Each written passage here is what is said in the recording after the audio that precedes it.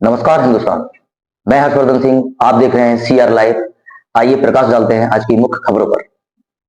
ग्वालियर जिला अस्पताल के डॉक्टर पर गंदी बात के गंभीर आरोप लगे हैं। ये आरोप किसी छोटी मोटी महिला कर्मचारी ने नहीं बल्कि महिला नर्सिंग ऑफिसर ने लगाए हैं। पीड़ित महिला नर्सिंग ऑफिसर की शिकायत पर आला अधिकारियों ने कार्यवाही करने की बजाय महिला नर्सिंग ऑफिसर को ही पद से मुक्त कर जनरल ड्यूटी नर्स बना दिया। पिछले 1.5-2 साल से 2 डॉक्टर्स हैं हमारे यहाँ, उनके द्वारा हमें मानसिक और शारीरिक प्रताड़ना तो मिल ही रही है और बहुत ज़्यादा परेशान हो गए, हताश हो गए, त्रस्त हो गए, तब जाके हमने आवाज़ उठाई। जिसकी शिकायत हमने सिविल सर्जन सर को भी की, जेडी मैडम को भी की, सीएमएचओ सर को भी की, कलेक्टर को भी की, महिला आयोग में की, मुख्यमंत्री जी को की, डॉक्टर आलोक पुरोहित और डॉक्टर राजेश बिरथरिया। ये दोनों परेशान जी।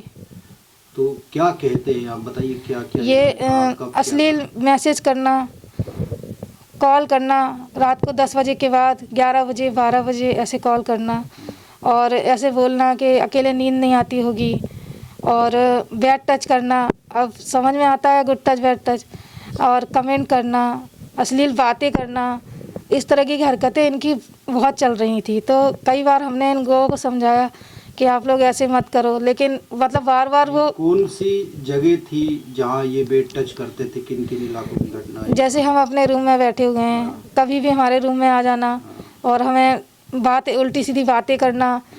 मतलब एक महिला से आप अकेले में अगर अजीब बातें कर रहे हो तो बुरा तो लगता है, फिर छूने की कोशिश करना, तो और गंदे गंदे मैसेजेस पढ़ना। तो इस तरह की हरकतें इनकी शुरू से ही चल रही थी। कहाँ कहाँ आपने कंप्लेंट की और क्या रहा उसमें कंप्लेंट में? मैंने पहले तो 6 महीने तो विभाग में ही भटकते रहे कि कहीं से कोई राहत मिले, कहीं से कोई हमें तसल्ली मिले कि हाँ चलो हम साथ में हैं। लेकिन 6 महीने के बाद भी विभाग से कोई हमें संतुष्टिपूर्ण जवाब नहीं दिया गया। बार बार हमारे बोलने के बाद भी कि हमें महिला अधिकारी से जांच कराई जाए, लेकिन सिविल सर्जन द्वारा महिला अधिकारी से जांच नहीं कराई गई। उसके बाद में हम फिर 6 महीने के बाद पुलिस में गए, तो पुलिस में भी हमने 1 महीने भटकते रहे। तो पुलिस में भी हमारी कंप्लेंट जब नहीं ली, तब हमने न्यायालय की शरण ली। कहाँ आपने लगाया था? हमने हाई कोर्ट में लगाया। क्या हुआ है उस मामले में? अभी हाई कोर्ट से थोड़ी राहत मिली है हमें।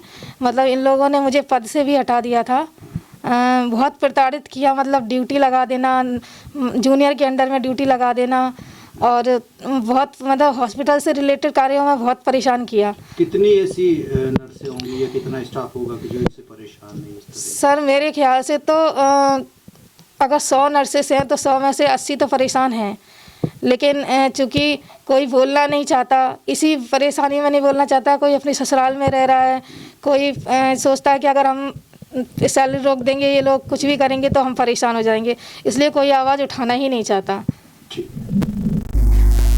एक यहाँ नर्सिंग ऑफिसर है, उन्होंने यौन शोषण से संबंधित 2 डॉक्टरों पर चार्ज लगाया है, जिसको लेके कि वो बाद में कोर्ट में गई, आपने बताया, और फिर कोर्ट ने एक स्टे भी दिया है, हालांकि वो अलग उसको दिया।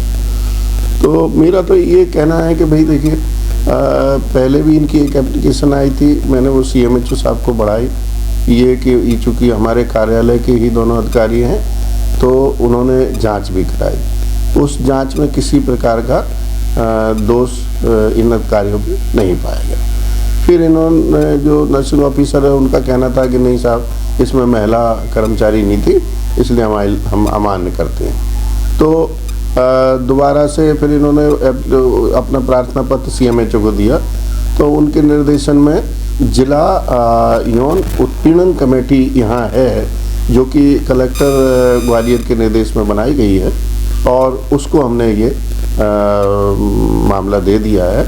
और जैसा भी इसके मामले के निष्कर्ष आएंगे, उसके हिसाब से कार्रवाई की जाएगी, किसी को भी छोड़ा नहीं जाएगा। कमेटी में किसी को रखा है? कमेटी, ये जो कमेटी है, इसमें 5 महिलाएं और 1 पुरुष।